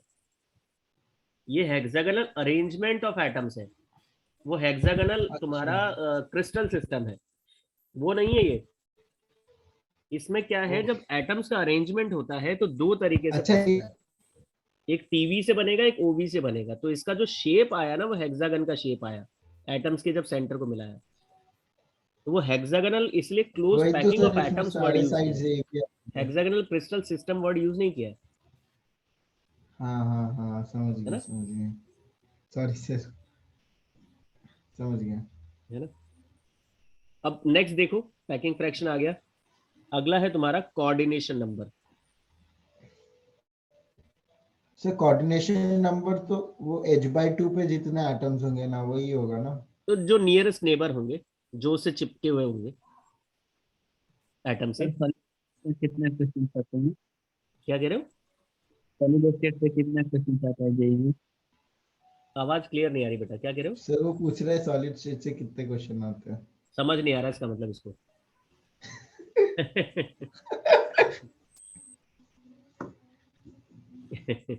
समझ नहीं आ रहा ना। सर सर कोऑर्डिनेशन आ नंबर रहा है 9 होगा ना? हाँ नंबर तो आप पिछले बार भी बताए थे, जो जितना नेबर नेबर में होगा एटम। नहीं नहीं, अभी किसने सवाल पूछा था कि सॉलिड स्टेट से कितने सवाल आते हैं? जितेंद्र ने। जितेंद्र, समझ बोलते में हैं नहीं आ रहा ना। सर वो आ रहा लेट है ज्वाइन सर। किया है सर। क्या कह रहा है? उसने सर उसने लेट ज्वाइन किया था सर, एक दिन ऑफलाइन किया उसके बाद तो ऑनलाइन चालू हो गई। अच्छा बेटा, ये सबसे आसान चैप्टर है ना। अभी सब समझ में आ जाएगा, चिंता मत करो। तुम अभी मेरे से अभी पढ़ना स्टार्ट होगे, तुम 11th में नहीं पढ़े होंगे। मैं क्या करता हूँ, हर चैप्टर को हमेशा रिवाइज कराता हूँ, तो तुम्हें सब चैप्टर्स याद हो जाएंगे। मुझे पता है कहाँ कहाँ तुम्हें दिक्कत आएगी, है ना। तो अभी जब अपन इसको पढ़ेंगे ना दोबारा, तो ये सब डायग्राम बनाने की जरूरत नहीं पड़ेगी। सवाल जो आएंगे ना, सवाल कैसे आएंगे, तुम्हें ये प्रूव थोड़ी करना है कि भाई मैंने क्या बोला, तुम्हें याद करना है डिस्टेंस बिटवीन कॉन्जिक्यूटिव लेयर। और ये मैं तुम्हें इतनी बार, तुम्हें भी नहीं करना पड़ेगा, मैं इतनी बार बताऊंगा ना, ये याद हो जाएगा तुम्हें। तुम सर घबराओ उसको मत। मेरे को लग रहा है प्रूफ प्रूफ देख के डर लग रहा है हाँ सर। प्रूफ नहीं, अरे यार प्रूफ तो देख के डर कराना लग पड़ेगा रहा ना। अगर मैं डायरेक्ट लिखा दूंगा ना बेटा, तो तुम कहोगे कहाँ से है आया सर, थोड़ा। है ना। समझो बात को, अगर मैंने डायरेक्ट लिखा दिया, डायरेक्ट भी लिखा सकते हैं, मैक्सिमम टीचर डायरेक्ट लिखा देते हैं हाइट ऑफ हेक्सागन। लेकिन अगर डायरेक्ट लिखा देंगे ना तो एक अप्रोच डेवलप नहीं होता। कहाँ से आया तुम्हारे दिमाग में घूमता रहेगा, सर ये कैसे आ गया। तो वो कैसे आ गया बताया, क्योंकि इतनी तुम्हें ज्योमेट्री आती है ना। तो टेंशन मत लो।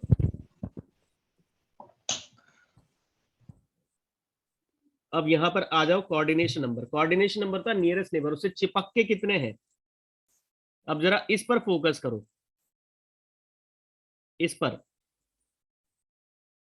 ये बीच वाले ब्लू एटम को देखो, बीच वाले ब्लू एटम को। सर कुछ आपने स्क्रीन पे कुछ लिखा क्या? स्क्रीन आपका फ्रीज हो गया, फ्रीज हो गया सर, स्क्रीन क्या हो गई? फ्रीज हो गई। अभी आ जाएगी, थोड़ी देर में आ जाएगी स्क्रीन। पिछली क्लास में भी हो रहा था ना, थोड़ा वेट करो। लेकिन आज फिर भी सही चली क्लास, पिछले की सर कंपेयर। आप क्या स्क्रीन मिरर करके करते हो? हाँ सर वो उससे होता है समस्या। सर ये आईपैड कोई जूम में ऐड कर दो ना, और उधर से स्क्रीन शेयर कर दो। सलीम सर का भी होता है सलीम सर प्रॉब्लम। कैसे वैसे शेयर करते हैं आईपैड?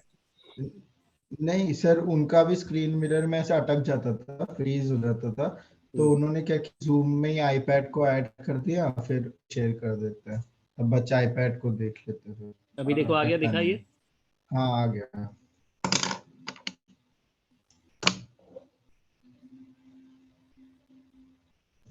अब देखो बीच वाले ब्लू को देखो, और इधर देखो, ये इसी से बनाया है। इधर बीच वाले एटम को फोकस करो, इसके सराउंडिंग कितने एटम है? 6। छह। छह इससे चिपके रहेंगे, नहीं चिपके रहेंगे? Yes sir. चिपके रहेंगे छह। केवल बीच वाले पे फोकस हम्म। करना, छह इससे चिपके रहेंगे। ये इसमें कितने गड्ढे दिख रहे हैं आसपास? 6। 6 गड्ढे दिख रहे छह। हैं। छह में से कितने भर जाएंगे? 3। 6 छह कैसे भर तीन जाएंगे? एक साथ बढ़ेंगे, 3 एक साथ। छह गड्ढों में 3 एक साथ भरेंगे, एटम रख 3। सकते हो? सेम नहीं रख सकते ना, तीन ही भरेंगे ना। हाँ कोऑर्डिनेशन सर। नंबर 9 होगा। अरे अभी सुनो तो सही, तीन भरेंगे। हाँ तीन सर। ही नीचे भी तो भरेंगे, ऊपर ही क्यों भरेंगे? 3D है ना। हाँ सर। अरे ये 3 बीच वाली नीचे भी लेयर है, बढ़ेंगे। 6 गड्ढे आए इसमें, 3 ऊपर से भर दिए, 3 नीचे से भर दिए। कितने चिपक गए सर बीच वाले से? 12। 12। 12 नहीं दिखे, फिर ऐसा से देखो। नहीं दिखे। नहीं दिखे ना। अभी ये जो सामने फोटो दिख रहा है तुम्हें स्क्रीन पर, इसमें कितने दिख रहे हैं? 6 छह। उसके छह सराउंडिंग दिख है। रहे हैं, 6 दिख रहे हैं, बिल्कुल सही। अब ये छत मान लो 6, मेरे हाथ पर फोकस करो, 6। इन 6 में 6 गड्ढे दिख रहे हैं, 6 गड्ढे। हाँ सर। 6 में से कितने भर सकते हैं? 3। 3। 3 ऊपर और 3 नीचे भी तो आएंगे ना, 3D चलेगा ना। हाँ सर। तो 6 तो अपने प्लेन में चिपके हुए थे, 3 ऊपर से चिपक गए, 3 नीचे से चिपक गए, कितने हो गए? सर फिर हो गए सर 3 3 12। 6 3 3 मतलब 12 हो। 12 हो 12 गए, हो गए। बहुत बढ़िया। अभी 9 किसने आंसर दिया था? मैंने दिया था। नाम बताओ। रचित। रचित। रचित ने जो 9 आंसर दिया था ना, वही जेई एडवांस ने पूछा भी था। तो अच्छा कर रहे हो तुम, बढ़िया सवाल पूछ रहे हो सारे के सारे। जे एडवांस ने क्या पूछा देखो, फिर से देखो।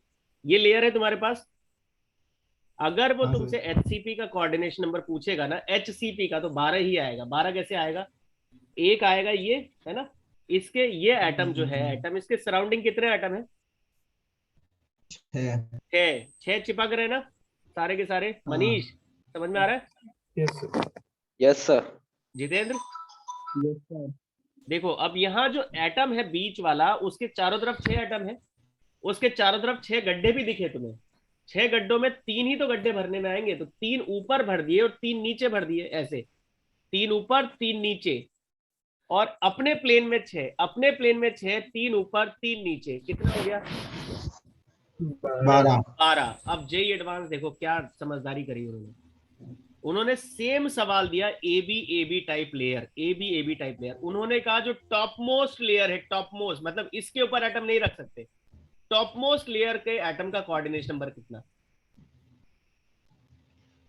Top 9 most sir. वाले का 9। तो 3 प्लस 6 9 हो जाएगा। 9 हो जाएगा, बिल्कुल सही। तो टॉप हाँ मोस्ट लेयर का कितना हो जाएगा? तो उन्होंने करेक्ट इनकरेक्ट स्टेटमेंट में पूछा है ये, करेक्ट इनकरेक्ट स्टेटमेंट में कि भैया टॉप मोस्ट लेयर का कोऑर्डिनेशन नंबर बताओ। तो ऐसे जे एडवांस खेलता है सब्जेक्ट के साथ।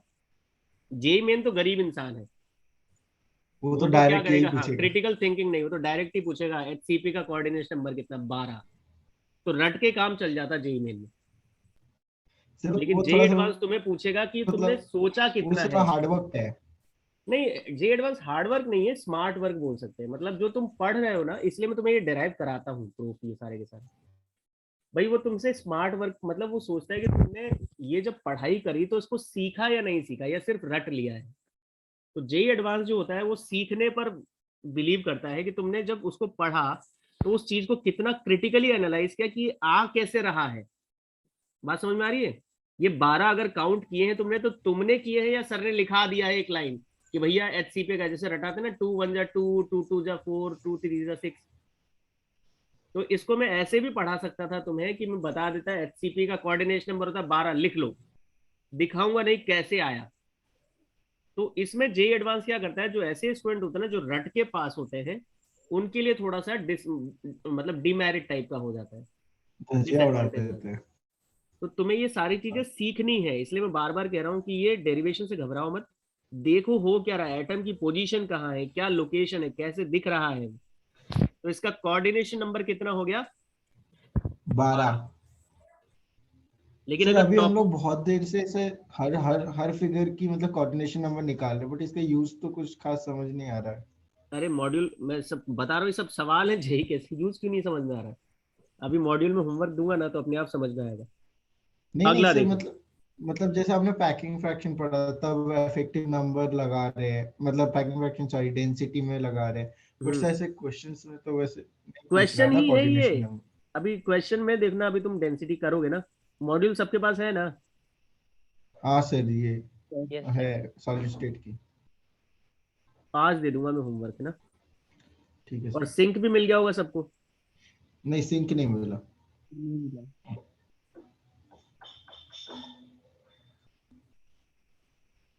ये हमारे पास अरेंजमेंट है एटम्स का, ये अरेंजमेंट है एटम का, देखो ये हेक्सागोनल अरेंजमेंट है। तो हमारे पास जो बीच वाला एटम है, ये जो बीच वाला एटम है, ये जो बीच वाला एटम है,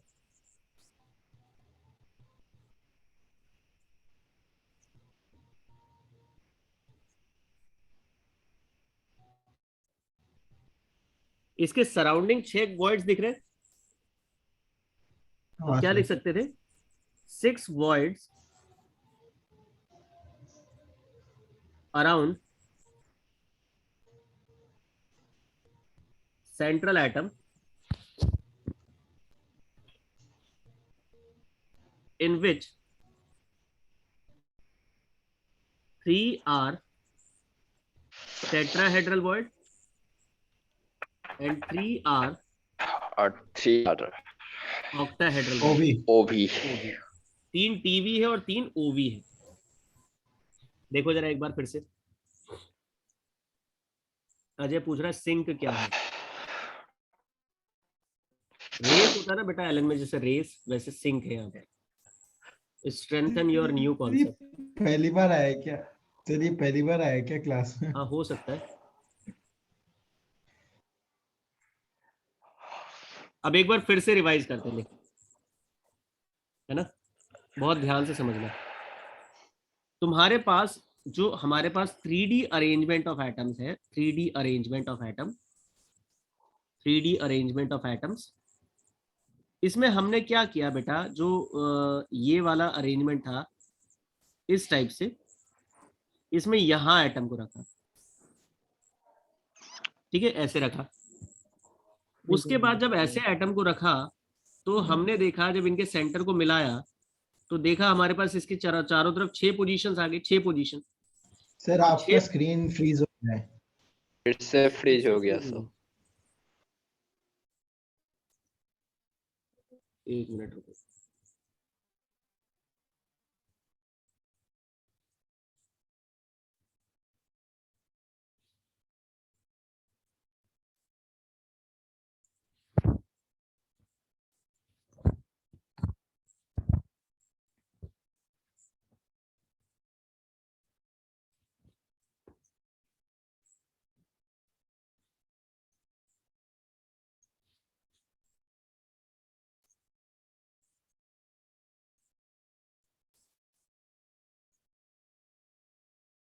अभी दिखा? यस सर दिख रहा है। 3D का 8D दिख रहा है। 3D देखो, इसके चारों तरफ 6 पोजीशन, यानी हमारे पास एक जो एटम है, ये जो एटम है इसके चारों तरफ 6 पोजीशन है। 6 पोजीशन में हम केवल 3 पोजीशन ही बना सकते हैं। एक, ये दूसरी, 3 पोजीशन ही ऑक्यूपाई कर सकते हैं। मैं केवल बीच वाला एटम बना रहा हूं। या तो इस तरीके से कर सकते हैं,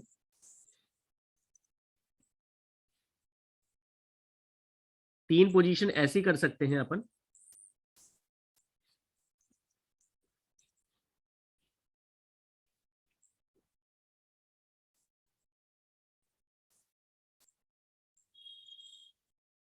या फिर 3 पोजीशन कैसे कर सकते हैं, देखो, एक, दूसरा, तीसरा, ये 3 एक साथ। यानी एक में तो हमें सिर्फ एक सिंगल एटम को देखना है, बाकी दूसरे वाले में 3 एटम एक साथ देखने हैं, और उसके बाद 1,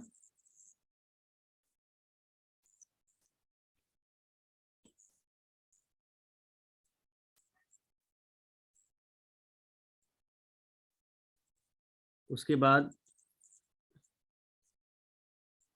2, ये 3।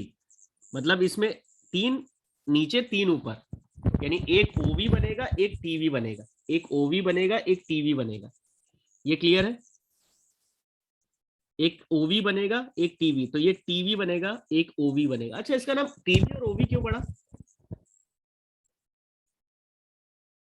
Tetrahedral word, octahedral word.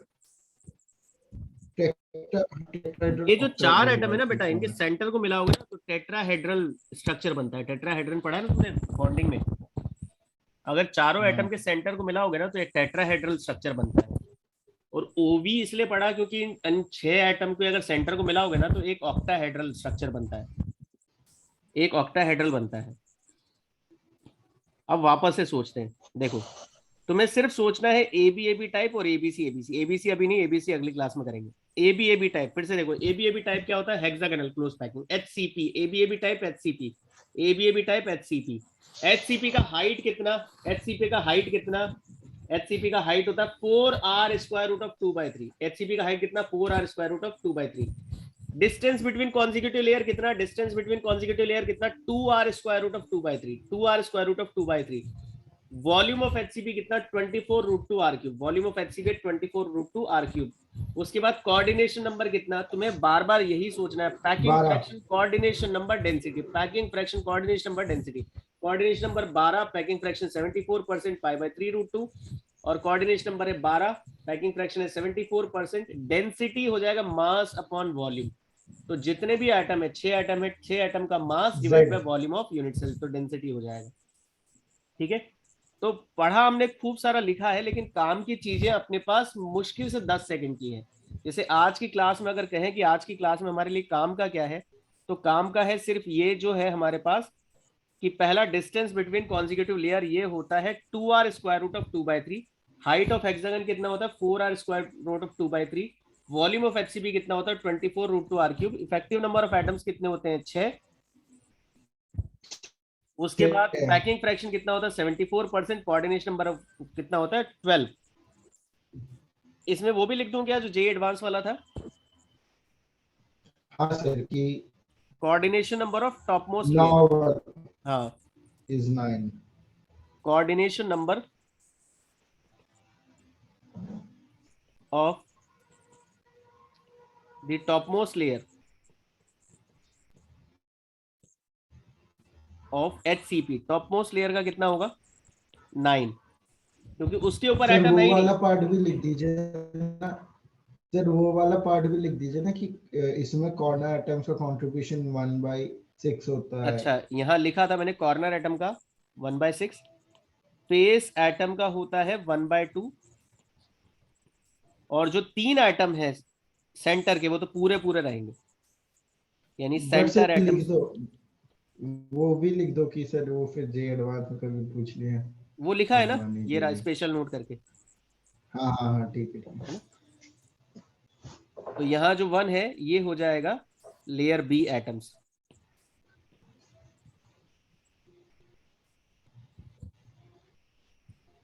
ठीक है, तो ठीक है काम सर। का बस पढ़ना है ना, डेरिवेशन की जरूरत नहीं है। तुम्हें जो ध्यान देना है इफेक्टिव नंबर ऑफ एटम्स पे ध्यान देना है, volume of HCP, coordination number उसका, पैकिंग फ्रैक्शन उसका। ठीक है, वीडियो शेयर करने हैं मुझे, एक तो पिछला भी शेयर करना है ना। तो पिछला भी मैं शेयर कर देता हूँ तुम्हारे ग्रुप में, और आज का भी शेयर कर देता हूँ, है ना, अगली क्लास सर में। फाइल शेयर कर देना क्योंकि बहुत फाइल तो मैं, कम हाँ, लिखा है। नोट्स तो मैं कर ही रहा हूँ शेयर, है ना। पिछले लेक्चर का सर नोट नहीं किए थे। क्या कह रहे हो बेटा? पिछले लेक्चर का भी सर नोट नहीं आया था।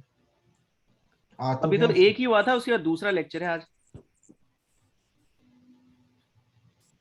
सर ये टेलीग्राम पर नहीं ज्वाइन है। सर। ज्वाइन नहीं करो ना बेटा। सर टेलीग्राम पे आपका कौन सा है सर? मैं अभी नहीं ज्वाइन हूँ। तुम लोग बना लो, मैंने बनाया नहीं है कुछ भी, तुम लोग सारे मिलकर एक ग्रुप बना लो इंटीग्रेटेड बैच करके, क्योंकि अभी तो मैं सोमालिया को भेजता हूँ, फिर वहां से तुम्हें तुम्हारा जो व्हाट्सएप ग्रुप है वहां भेजता हूँ। हाँ सर आप लिंक भेज दो ना मेरे को, मैं शेयर कर दूंगा। नहीं तो सब आपस में मिलकर एक बना लो, है ना, ग्रुप बना लो इंटीग्रेटेड बैच करके, उसमें मुझे भी ऐड कर लो, आपस में ऐड हो जाओ, तो उसी में अपन सारे के सारे जितने भी कंटेंट है वो शेयर करते हैं। क्योंकि वो व्हाट्सएप की एक लिमिट है ना, 100 MB से ऊपर फाइल लेता नहीं है वो, और टेलीग्राम में कितनी भी बड़ी फाइल चली जाती है। ठीक है चलो, है ना, अगली क्लास में करते हैं।